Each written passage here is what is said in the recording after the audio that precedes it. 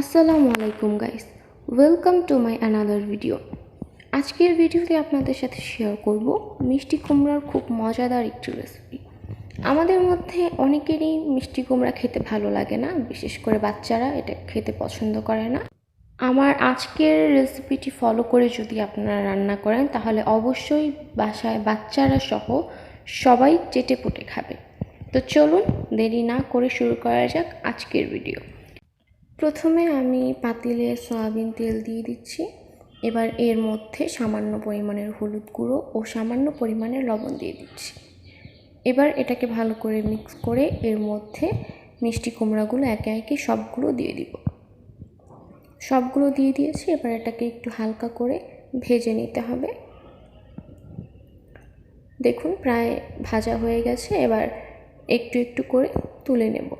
খুব কড়া করে ভাজার দরকার নেই, হালকা করে ভাজলেই হবে। তো আমি সবগুলো তুলে নিয়েছি। এবার পাতিলে অবশিষ্ট তেলের মধ্যে কিছুটা পরিমাণের পেঁয়াজ কুচি দিয়ে দিলাম। এবার পেঁয়াজগুলোকে হালকা করে ভেজে নেব। পেঁয়াজগুলো ভাজা হয়ে গেছে। এবার এর মধ্যে আমি সামান্য পরিমাণের পানি দিয়ে দিয়েছি। এ পর্যায়ে আমি এখানে কিছুটা পরিমাণের হলুদ গুঁড়ো, কিছুটা পরিমাণের মরিচ গুঁড়ো ও 1 চামচের মতো জিরার গুঁড়ো ব্যবহার করেছি এবং স্বাদ মতো লবণ দিয়ে দিচ্ছি। লবণটা আপনারা নিজেদের স্বাদ মতো দিবেন। এবার আমি এগুলোকে খুব ভালোভাবে মিক্স করে নিলাম। এ পর্যায়ে আমি আগে থেকে ভেজে রাখা মিষ্টি কুমড়াগুলো দিয়ে দিব।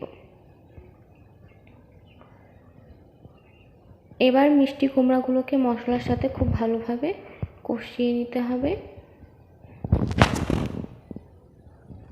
এই পর্যায়ে আমি কিছুক্ষণের জন্য ঢেকে দেব। আপনারা দেখতেই পাচ্ছেন এবার কিন্তু প্রায় অনেকটা পানি শুকিয়ে এসেছে এবং ভালো করে কষানো হয়ে গেছে। এ পর্যায়ে আমি 1.5 কাপের মতো পানি ব্যবহার করলাম।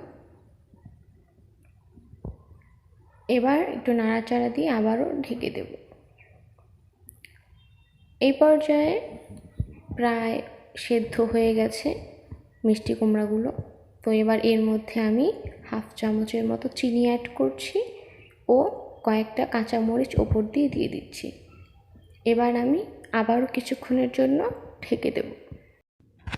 তো এই পর্যায়ে কিন্তু আপনারা দেখতে পাচ্ছেন রান্নাটা প্রায় শেষ হয়ে গেছে এবং আমি একটা মিষ্টি কুমড়া আপনাদেরকে দেখাচ্ছি। দেখুন প্রায় সেদ্ধ হয়ে গেছে কিন্তু খুব ভালো করে, এবং আপনারা দেখে কিন্তু বুঝতে পারছেন মিষ্টি কুমড়াগুলো খুব সুন্দর করে সেদ্ধ হয়েছে এবং জুসি হয়েছে।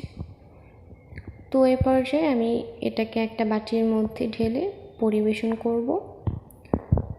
তো এই ছিল আমার আজকের ভিডিওটি কেমন লাগলো অবশ্যই কমেন্টের মাধ্যমে জানাবেন এবং আমার চ্যানেলটি অবশ্যই সাবস্ক্রাইব করে দিবেন।